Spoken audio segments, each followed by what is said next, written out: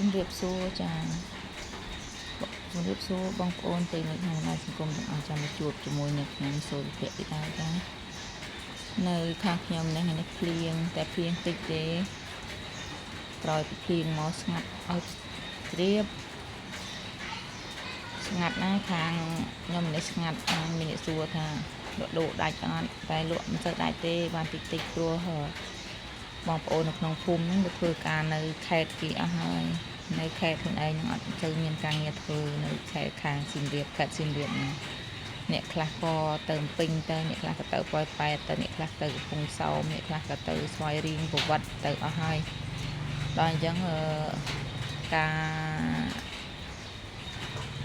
លក់ដូររស់ស៊ីនៅក្នុងភូមិវាអត់សូវមានមនុស្សទេព្រោះមនុស្សដែលរស់ស៊ីដែលត្រូវការចាយលុយទៅចាយនៅខេត្តគេអស់ហើយហ្នឹង